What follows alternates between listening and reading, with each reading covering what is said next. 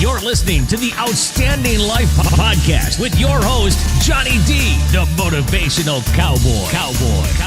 As a motivational speaker, Johnny D impacts audiences around the world with his message of living the outstanding life. He's a best-selling author, MC, and two-time Grammy-considered artist. This podcast is a place where Johnny D can introduce you to his outstanding friends and share funny, interesting, and heart-provoking stories. Ladies and gentlemen, buckle up. Here comes your host, Johnny D. Hey everybody, I'm Johnny D, the Motivational Cowboy. Welcome to another exciting episode of the Outstanding Life Podcast. Before we get things kicked off, I want to say a big hello to all my friends tuning in at Dirt Road Radio, KYDT 103.1 FM and KBFS 1450 AM. Today, our special guest is Ayline Artin. Ayline's music is far from normal. She brings an exciting energy to the scene while keeping her roots true to her soulful blues that she grew up listening to and playing on her upright piano, which she still plays today and writes music right there at that piano. Her message of love, faith, and gratitude is what makes Ayline's music so special. Ladies and gentlemen, please welcome my friend, the rock star, Ayline Artin. Ayline, how are you? I'm great. How about you, Johnny? I am outstanding. You know, I once heard you say that we are all rock stars. And superheroes. We are all rock stars and superheroes, and I love that. Why, and how did you become a rock star? Oh, gosh. Well, I was born a rock star, so that was, it started off that way. Like I said, we're all born into this, but something such as life and experiences happen where we forget, I think we forget who we are, and the outside world affects us. But I think I'm a believer that our we all have this inner being, and we're here for a reason, and we're here to have fun. We're here to love. We're here to be loved. And I don't think life is supposed to be hard. So that's why I say we're all rock stars and superheroes. But my story is more of, I guess it would be, how did I forget that I was a rock star? I think that's a better, clearer way, because we really are, we all have things that we enjoy in life. And if the world everybody was the same in this world, it would be a very boring place. So we all have different interests, and mine just happened to be music and, expressing myself through music. So were you a guitar player? Were you a drummer? Were you a bass player? I mean, what did you play? And at what age did you start? I started at age 5. My mom bought me an upright piano. I come from a family of 3 siblings. My older sister is 11 years older than my brother is 7 years older. Then there was me, the accident, which I say I was an asset to the family. But I truly am humble. I'm just playing around. But no, it's great. So she tried with the other 2, and they were like, this ain't happening. She's like, no talent there. And then I was like, being the youngest, well, I want to try, and I was 5, and we tried it, and she bought this upright back in 1975 or 76. I could be off, for $100. And back then that's a lot of money, Yeah. And my parents were separated at the time. So she was a single mom raising the 3 of us. I saw my dad on the weekends, but anyway, so we started, and she couldn't get me off the piano.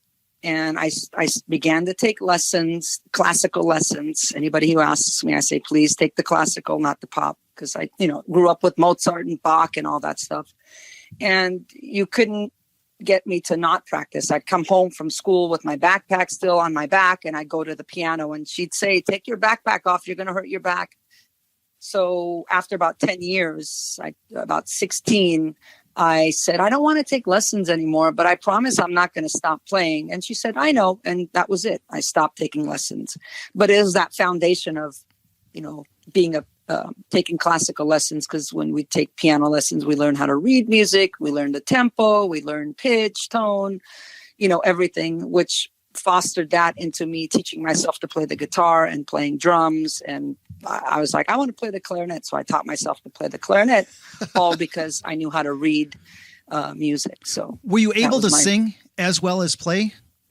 It's interesting because other than in the shower and in the car, I wasn't really singing, and I tell people I don't sing in the shower. I perform in the shower. I even have this beautiful frame up in my music room where I also teach vocal lessons. So my students read that all the time. But I didn't begin singing until I was in my late 20s. It all started when I sang The Rose for my wife at a karaoke bar. And she's like, why aren't you singing? And I'm like, me sing? No, I don't sing outside. As extroverted as I am, I do have an introvert side where I didn't have that self-confidence for people to hear my voice. But she was my first fan, and she actually bought my first guitar. And she said, here, you're going to learn how to play this and you're going to sing for me more often. And I began to do that. I played around. And I just knew 2 chords, the G into the E minor. And then our children were born. And when our children were born in 2004, and Anna, my wife, was pregnant, she was carrying twins. And I thought, God, I want these kids to just, do what they love in life, And I thought, well, how am I going to do that how am I going to teach them that if I'm not doing that? Amen, sister. So, right? It's like, how am I going to be once you become a parent, you're like, everything changes. You're like, what did I like before? What did we do before this? And I said, well, I'm going to be the example. So I really picked up my, guitar skills, and I started to sing. And I said, I'm going to go to a farmer's market. I just cold called, asked somebody. They said, sure. They put me on the El Segundo street fair. And I was there for 3 hours in a little corner. And I kid you not, Johnny, I was singing the same 8 cover songs, looping it for 3 hours because that's all I knew how to play. And foot traffic was going back and forth, but I played the songs that I knew how to play on the guitar. Singing wasn't the problem. It was just learning how to play. And I looped it for 8 songs over and over again. And I came home with, $300 and some in tip change. And I said, well, I think I could sing. I think I'm going to keep going with this. And that's how it happened. That is so cool. So we learned a little bit about you and who you are, like who you were then, where you are now. You have a new album called Heaven in Hell. And I think this would be a perfect time for all of us to listen to that song. Do you want to set it up? Well, it's about being in heaven while you're really in hell. I'm just kidding. No. That's not what it is. But it's about, this is a fictional song. It's not a true story. A lot of my songs are true, but this was just the playing around in Tahoe one day on the deck and writing a song about, being, while being in a relationship, you have attraction to someone else, but you can't do anything because you're really in love with this person.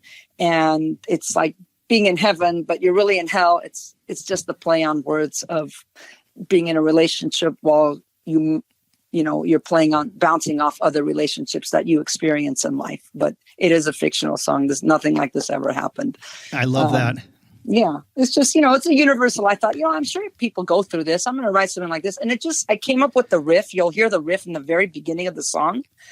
And I just I actually wrote it with my wife, this one, she helped me with this one lyric wise, because I had the melody. That's how I write music. I first hear the melody and then I put the words to it. So that's how it is. Well, ladies and gentlemen, here it is. Heaven in Hell.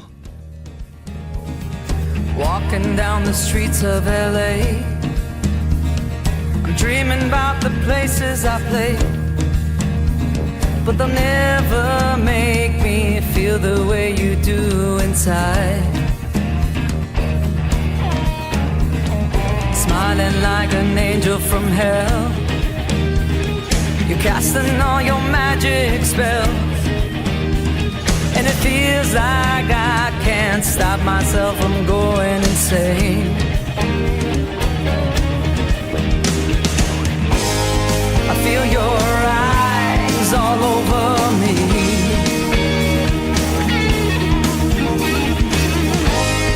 all my desires you'll never break free.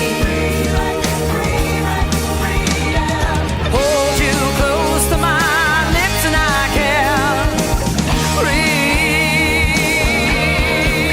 It's like heaven in hell, oh, heaven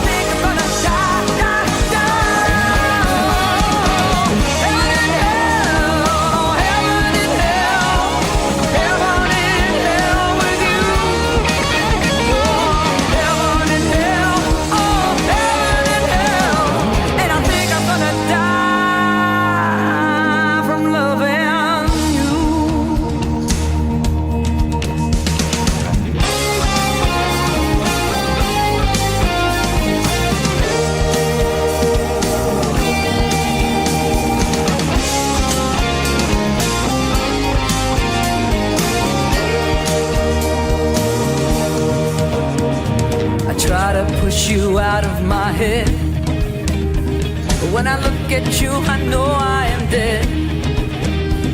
There's an energy between us and it's hard to control. And I want more.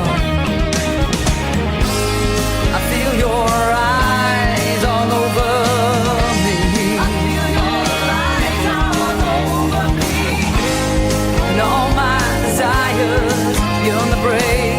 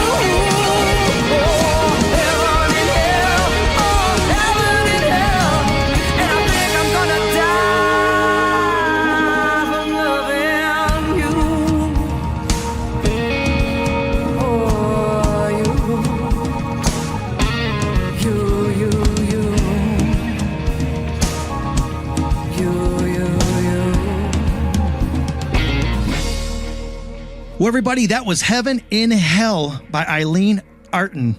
And Ayline, what a beautiful song. What a cool song.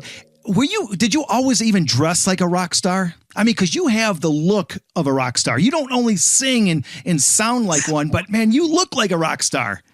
Yeah. I've been told that several times. I love to dress up. Like when I'm doing a gig, I love to dress up. And I probably didn't mention this, but there is a music video to this song, Heaven in Hell. And, people should go see it. It's on YouTube, Heaven in Hell, official music video, Ayline Artin. And I really looked like a rock star then because I had a makeup artist. We had a whole team, a crew. And there's 3 different outfits in that song because it tells the story to that song.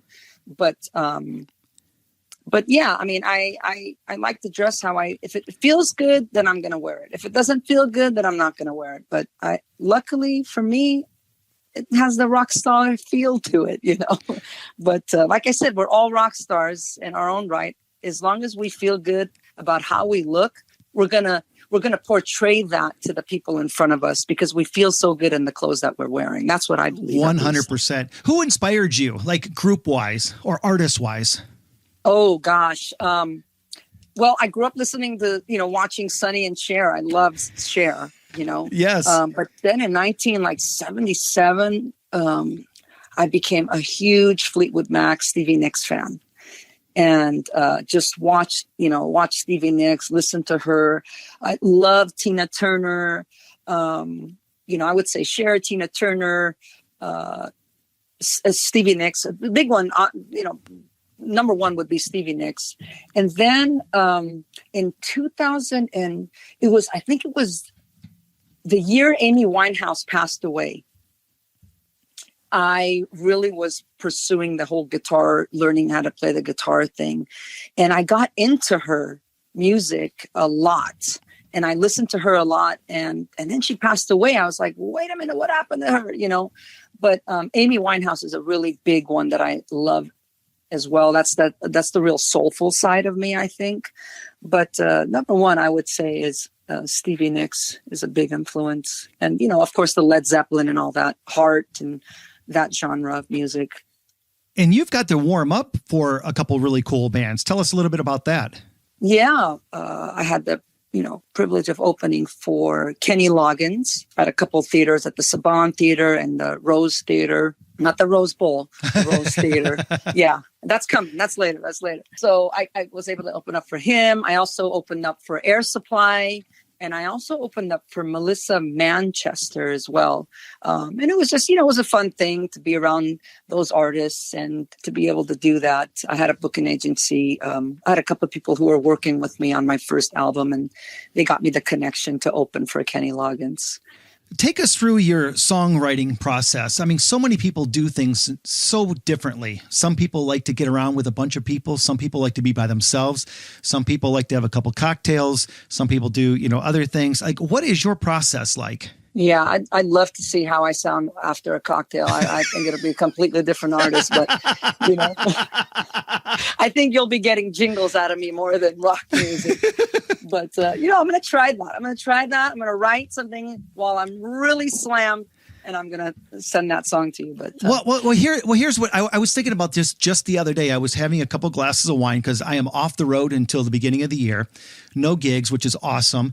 And I just have just launched my new book, and I started already writing another one, and it all started coming to me after a couple glasses of wine. I'm like, well, this is great. And then I thought, well, I'm going to ask this question to Ayline. I mean, because the process is different for everybody. Yeah, it is different. Well, let me tell you, I was never I never thought I would be a songwriter ever, because I was like, I can't write. I can do instrumental stuff like really well on the piano because I like to improvise and create on the piano. But it's, it's got a very Armenian classical touch to it, right? Right. And what happened was I started to sing in Lake Tahoe. We vacation there all the time. And I said, I was gutsy enough to do the farmer's market thing. This is after the farmer's market thing. I wanted to play more out. So while we were in Tahoe, I got myself a gig twice a week at a small cafe. Okay. So I was singing a lot. And then I started to lose my voice. And I thought, oh my God, something's wrong. I'm sick. And a good friend of mine said, there's nothing wrong with you. You need a vocal coach. So I connected to a vocal coach, who happens to be a renowned, operatic singer, classical teacher. His name's Charles Gavoyan. I talk to him still to this day. And, he helps me anytime he can to this day. And he's the reason I actually teach vocal lessons. But that's a whole other podcast, just so you know. But anyway, I started to take lessons from him. And then I began this journey of wanting to speed the process of becoming famous. Every artist thinks that it's going to happen exactly the way they think it's going to happen, which is so untrue, Yep. And I started to try out for The Voice. I started not American Idol because I was not in that age range, maybe just a month off. Right. So, so I started to do America's Got Talent, all this stuff. And I made it through The Voice. This is after my 10th try. I kept trying. I was like, I'm going to keep trying. You never know. Ayline, I just got to stop you right there. What a great life lesson for everybody listening right now. Right. Don't just do it once. And if it doesn't work, don't chalk it up as a failure. You just said that you went and you tried out 10 flipping times. 10 times. Oh my gosh. You just gave me goosebumps. Ayline, you're amazing. Go ahead. I kept Continue. Going. I just want you to know. I kept going. And I remember the 10th time I tried. And every time I tried, I wanted to get there really early, right? Because, it's not what it is behind the scenes. It's not people just walking in, oh, come on and try it. It's like, get there at 3 a.m, wait in line, hope that you get to go in and audition, hope that they give you a ticket to come back. Okay. So I did this 9 times and it was like, no. This 10th time I went, I was driving at 3 o'clock in the morning on the 105 freeway here. It's a freeway connected from the airport all the way going east. And I kid you not, my life flashed in front of me because it's like 3 o'clock in the morning and I'm driving. And all of a sudden I see this car in front of me approaching really fast. It was a dead car in the middle of the freeway, no lights on. And I just missed it. I swerved, dodged the car. I fishtailed and got back, straightened out the thing. And I held on to the steering wheel. And I thought, oh my God, I could have just died if I slammed into this car. And what good is what I'm doing now when the real prize in life is that I have a wife home and 3 kids. you know? Yes. And I'm thinking, and I began to think, what am I doing? This is so stupid. I'm leaving my family at 3 a.m. for this. I surrender. Whatever happens, happens, God. I take whatever you give me. That was the time I made it through. Oh, wow. That's incredible. You know? What a great story. Yeah. What a great life lesson. I got goosebumps just telling myself that story. You know, Yes. you forget how impactful it is until you talk about it. I'm talking about it 10 years later, you know. But anyway, back to that, almost losing my life, you know, making it through.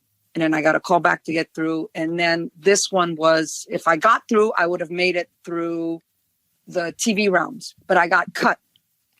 And I was devastated. And I called Charlie, my vocal coach. I said, they cut me, you know, it's not happening. And this is crazy. What am I doing? He's like, Ayline, sweetheart, you need to stop singing other people's songs. So here I am now talking about songwriting. And I said, okay. And what happened was I was at Guitar Center one day. And some guy comes up to me, goes, are you Ayline, the singer? And I looked up at him and I was like, yeah, how do you know? You know?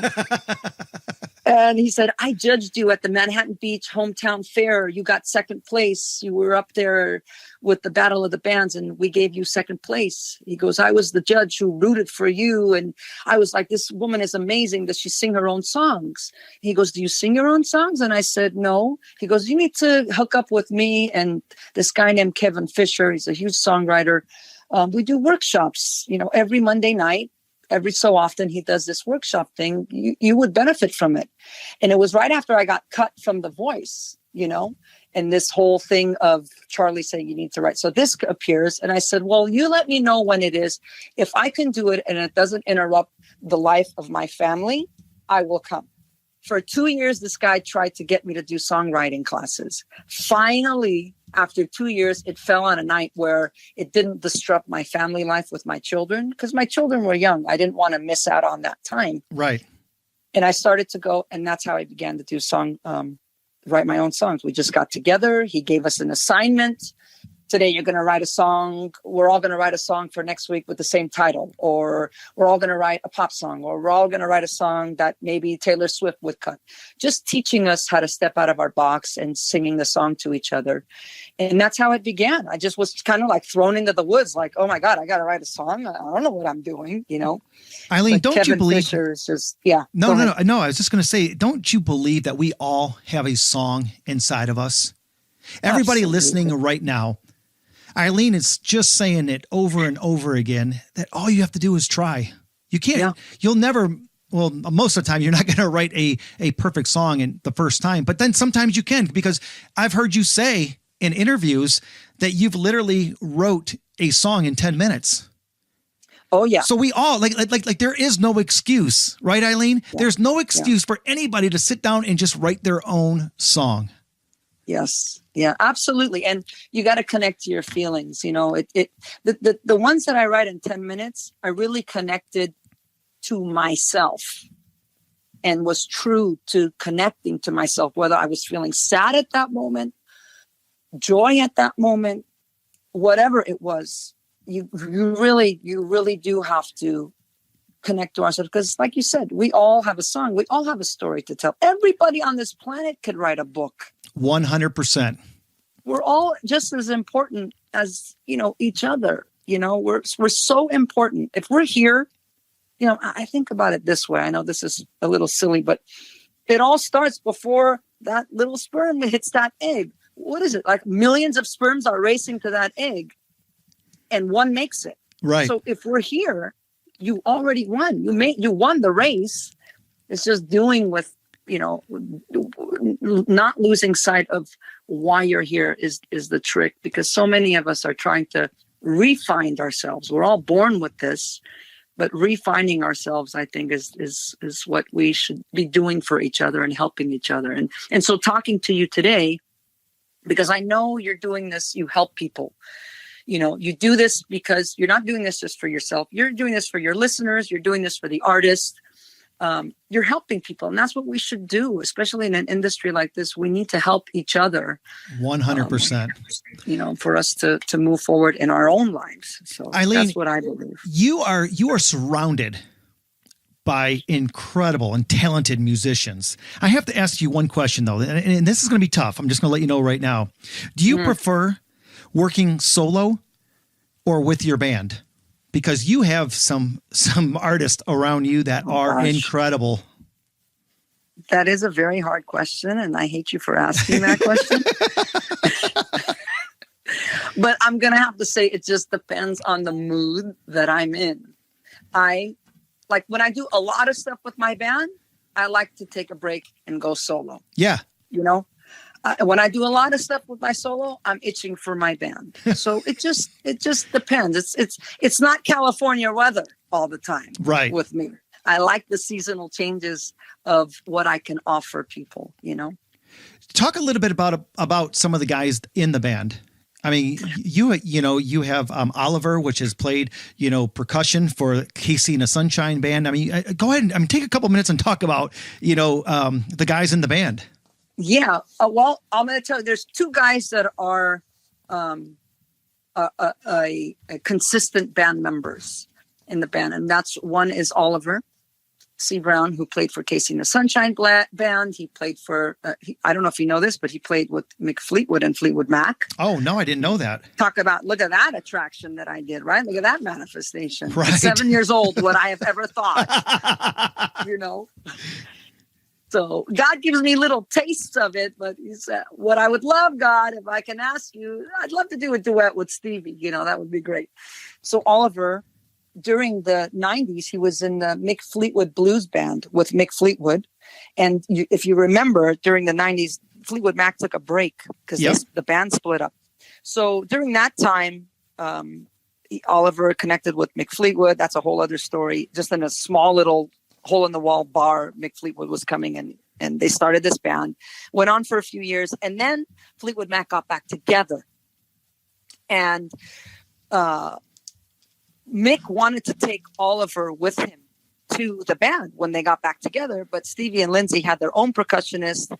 But Oliver played for a little bit with Fleetwood Mac as a trial thing, and I believe Stevie and Lindsay wanted their certain percussionist, and Mick and Oliver told Mick, look, Fleetwood Mac needs to get back together. You do not need to take me with you in this band. You need to go and make things work with Fleetwood Mac. This is the type of person Oliver is, unselfish, thinking of Mick Fleetwood, and not making anything rocky because the band was getting back together.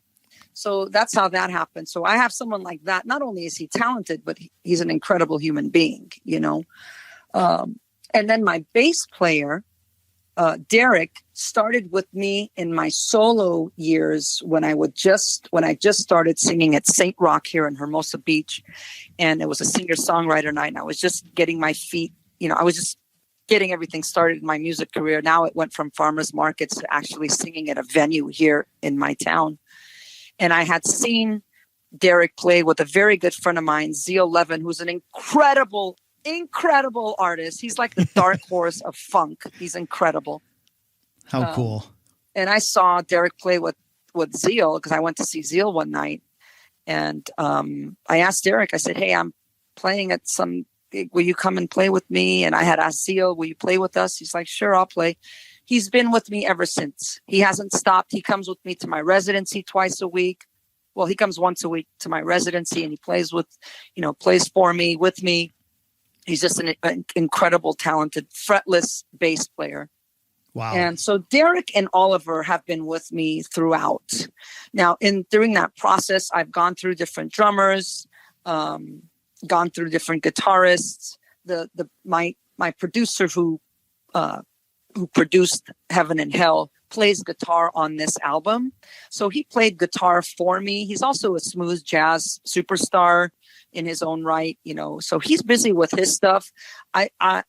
Although I would love to call him my guitarist, I don't think I would call him my guitarist, but he is the guitarist in this album. But I'm still looking for, the right people to really give me what Oliver and Derek give me, to be honest. That's incredible. How do you prepare for a live performance? And how does it differ from being in the studio? Studio recording or Yeah. messing around? Yeah. Well, a live performance, I have a ritual of just not talking all day long, as much as I can. And I'm a big visualizer. You know, visualization is really big with me. The day before or the week before, I'm always visualizing how the performance is going to go. And I'm always seeing myself in the picture of me smiling and people smiling in front of me, singing my songs with me, and as long as I'm having a good time. That's honestly how I prepare for my gigs and performances, to see the joy in people and in myself as if it already happened. Ayline, I do the exact same thing as you. Incredible. That's why we love each other. Every gig that I have, and I tell people, no matter what you do for a living, visualize your happiness. Visualize what you're going to do and not do. And that's something that I've been practicing for over 20 years. And I don't hear a whole lot of people do that. And I think that is so cool, because that's something that's so important for me, is to have my time, hours of just sitting there visualizing how the gig is going to go, how the stories are going to be told, how the daydreaming. And the reaction, which brings me to my next question. Can you share a memorable or cool experience you've had from your live performance? Oh gosh, from one of my live performances, a cool experience. I mean, come on. What was it like for you to get up the first time in front of lights, camera, action, in front of all those people? I mean, that had to have been so cool, especially because you started at such a young age, and visualizing that you're going to one day be there. And then all of a sudden that day comes. You're not at a farm market. You're on a full blown stage with, smoke, guitars, a band, lights, an audience, and everybody's loving you. I mean, what was that like? It was a surreal moment, of course, because it's something that I always wanted. But this is a great question, because I think people are going to resonate with this. And I hope that after this, people listen to this podcast, that I have, left them and you with this impression of increase in ourselves. So one of my first performances, of course, it was solo. I'm going to go with that one because that's what I remember. Okay. Yeah. It was amazing that I was on a stage, not only on a stage, but I was singing my own song. Okay. Because it was a singer-songwriter night. And the reception that I got from the crowd of, oh my God, who is this woman? Or, I've been told I have a voice of an angel. You're the enchantress. You're just a rock and soul queen and all this, feeding the ego. And it's like, okay, that's great, but I want to be here. Okay. Yeah, that's wonderful. What can you do for me? That was my mindset. But the feeling of being there and the lights on me and hearing my voice on this incredible sound system. My favorite place to play at, by the way, is the Troubadour. They have the best sound system. That is, a chill moment of really feeling like, wow, I'm actually doing this, and I'm doing it with my own songs. That was the best thing. But here's the twister. If I compare it to my very last performance, which was with my band, it was with Zeal, an incredible drummer that I think I'm going to keep, and then he would definitely want to do. And I would want, and Derek was with me as well. We're a 4-piece band. And the beauty of it was at an Oktoberfest festival. And there was 3 stages. There was one nice high stage, and then there was 2 north and south. There was a south stage and a north stage. The stage was as high, maybe a little higher than my tennis shoe heel. That's what the stage was. It wasn't even upright. It was a little platform as high as the sidewalk in a corner in a beer garden. And I'm thinking, this is the stage. Okay, I'm going to do it. It's fine. I'm going to do it. It's tomorrow's the gig and we're going to do it. It was hands down, Johnny, my favorite gig I have done, better than Kenny Loggins, Air Supply, Melissa Manchester, Saint Rock, Armstrong Theater, the Pride Festival, Palm Springs Pride Festival. I mean, I'm trying to throw the Troubadour, anything. It was my favorite performance. And you know why that is? Why is that? Because I had so much fun.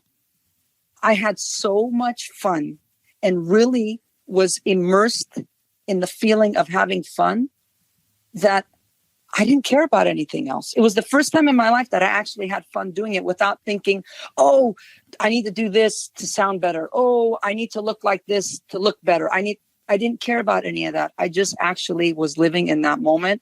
And if I could relive a gig over and over again, it would be that day. Another great life lesson. Seriously. Sometimes you just got to say, what the heck, man, let's just do this and have fun. Forget Seriously. about everything else. And that brings me to my next, not question, but something I want to talk about.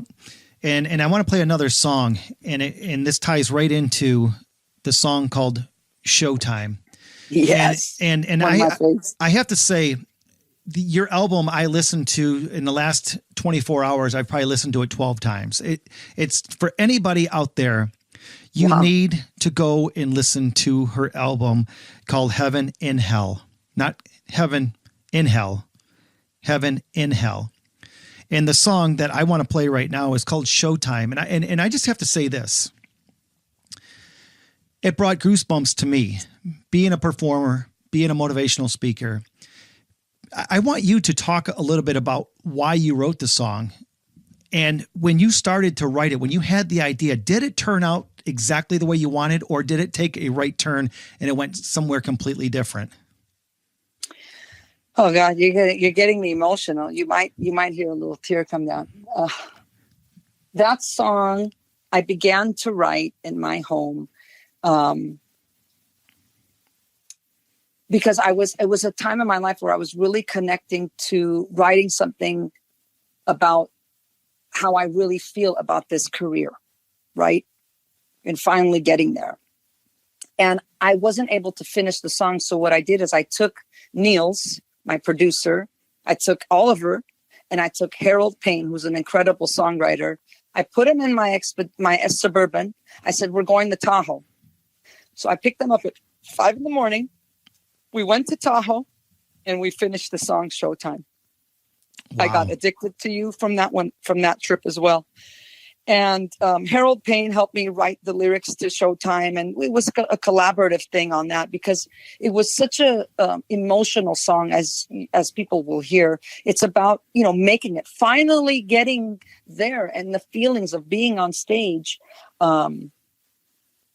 That's how I wrote that song. I was in Tahoe with, 3 of my buddies to help me finish this song. But I started it out here in LA, and it was at a time in my life where I was really connecting to loving who I was as an artist, and really starting to slowly believe. It was the kickstart of believing in myself, that where I'm going to go. Now, this song that you're going to play, one more thing I want to say is when I wake up in the mornings, I get up at 5 a.m. and I go down to the beach by 5:30 because I like to get there before the sun comes out, and I like to see the moonlight on the ocean. And I take 2 of my dogs and we, walk from one pier to the end of the strand because the cops aren't at that time. It's illegal to do that. So, so I go early so that they have their joy. But a lot of times, one of the main reasons I go is because I really connect with source and spirit, whatever people want to call, it's all the same. We're all going to the same place, people. Come here with nothing. We're leaving with nothing other than what we leave behind. And I'll play Showtime really loud in my ears and my AirPods. And I will visualize from the minute you hear the first note to the end of the song. I have a scenario in my head of me singing that song at the Olympic Games in front of the whole world. I love it. Ladies and gentlemen, here it is from the new album, Heaven in Hell, from Ayline Artin. Here it is, Showtime. It took a while to hit my stride. The fire burning deep inside. Beat the odds, broke down the walls. I'm letting go of all my fears. Butterflies all disappear. I see the light, I hear the crowd, 1,000 voices pull me out. Now it's showtime, I'm ready now, spread my wings and fly. Yeah, it's showtime, it's my time tonight.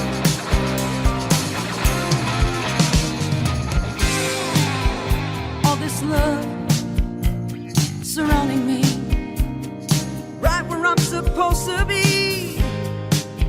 I feel the heat beneath my feet. Oh, close my eyes, take it in. I feel the passion kicking in. I see the light, I hear the crowd, 10,000 voices pull me out. I'm ready now, feel so damn right. Let's rock this house tonight. It's showtime, I'm ready now, spread my wings and fly. Yeah, it's showtime, it's my time tonight. Never let go of this feeling inside. Hold on so tight. I see the light, I hear the crowd, 1,000,000 voices pull me out. 1,000,000 voices pull me out. Let's rock this house tonight.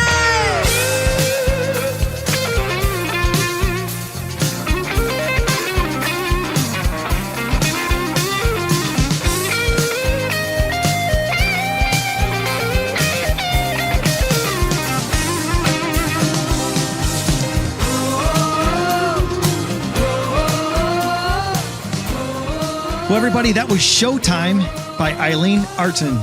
And the new album that it's on is called Heaven in Hell. Look it up. It's incredible. I know you guys absolutely love the song, and make sure you go and play it. So you've written a ton of different songs. You have multiple albums. I'm going to ask you another tough question, and that is, what is your favorite song as I ask you right now? Now, I know that in 5 minutes and 10 minutes, tomorrow, it'll be completely different. But as I ask you the question right now, Ayline, what is your favorite song you've ever written? I'm not talking about the one that has the most hits, the most views. Right now, your favorite song that you've ever written. It's not a hard question. It's actually, the timing to this question is pretty incredible, to be honest. Because when I write a song, I love every song that I write. It's hard for me to choose which one I love to sing, which one I love to listen to. But right now, honestly, what I could say is the latest song that I wrote that hasn't even been released yet, and it's called Home. And this is a perfect time because I couldn't wait to talk about this. Ayline, there have been songs that I just talked about, the last one we played, which was Showtime, and it made me feel so emotional. But when you sent me this song called Home, I played it multiple times and cried every single time at my desk listening to this song. And the reason why, I'm not going to set this song up, but I want the listeners to understand, you wrote this song called Home, and I just got off the road. And this song hit me so hard. I've been on the road for over 10 months. And I'm just letting you know, thank you for writing this song. I know it hasn't been played on radio. It hasn't been played on a podcast or anything. No one's heard it. Nobody has heard it, and you're letting us play it. So why don't you set the song up and tell us a little bit about how this song got created? Because it was kind of an accident, correct? I mean, somebody challenged you to write a song for somebody else. Yeah, actually what happened was I reconnected with Kevin Fisher, whom I started writing in this workshop with. Remember the guy that saw me at Guitar Center? Yeah. He connected me to Kevin, and so I had taken a break from all of that, and I reconnected with him. I said, I want to write some more songs now that this album's out. And as I explained earlier in the podcast, we have assignments. Well, this was an assignment, and the assignment was Tanya Tucker is coming out of retirement. I think Brandi Carlile produced her last album, and now Tanya Tucker wants to write another album. He may know somebody, because he knows people in the industry. He may know someone who wants, Tanya wants songs to be pitched to her for her new album. So he said, why don't you guys, that's the assignment, and see what you come up with. And I was like, heck yeah, man. I love country. I honestly, growing up as a little girl, I wanted to be a country singer and a cowgirl. I want to live on a farm. So, but that was, that little girl, that didn't happen, but that's okay. So I said, yeah, country, I want to do it. And I did my research on Tanya, and, just a whole research on everything, her marital situation, her being on the road and all that stuff.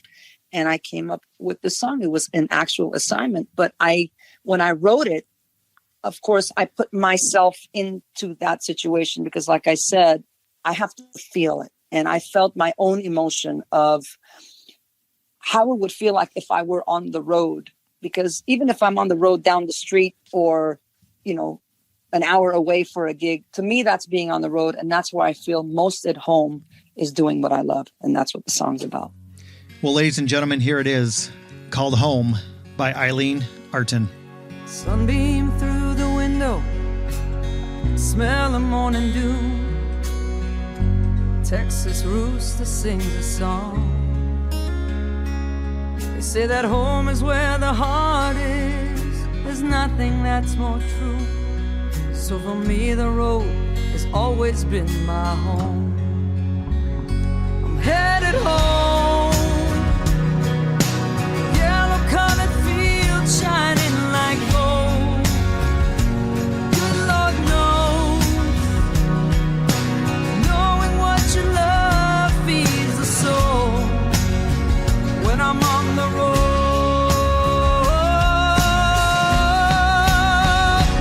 I am home.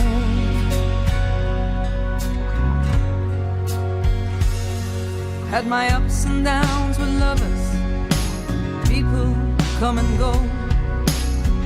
Many times my heart's been all alone. They say that love is like the wind, not seen but felt for sure.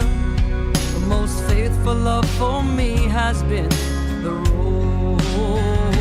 Headed home, the rugged mountain tops and rivers flow. The good Lord shows, showing what you love makes you whole. When I'm on the road,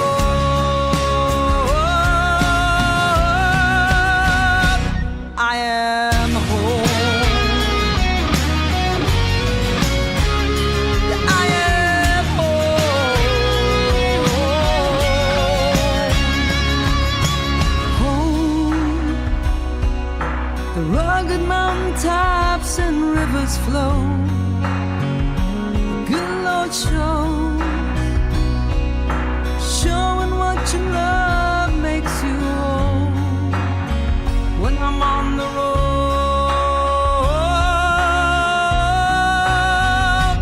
I am home. The valley swaying green wells. All right, everybody, that is Ayline Artin, and that is called home. And I tell you what, I hope you enjoyed it just as much as I enjoyed listening to it. Ayline, thank you so much for writing that. Ayline, tell everybody how they can find you on your website, Instagram. Are you on Twitter? And how can they find your music? Well, I'm on all digital platforms, on Apple Music, Spotify, YouTube. But if they go to @Ayline Artin, and of course, everybody needs to know how to spell Ayline, because obviously my parents could not spell and they spelled it differently. So I've been called Ayline, which is Ayline.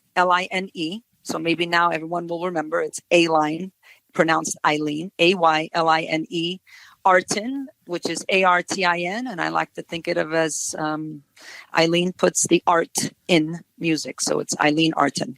And let me tell you guys something. You can go right to her website right now and listen to her music, her latest album. And that latest album is called Heaven and Hell.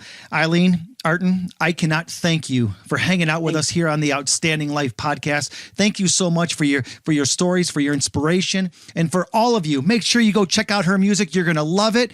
Ayline, I'm going to give you one last thing. Is there anything you want to say to the world? Oh my gosh. That's a whole other podcast.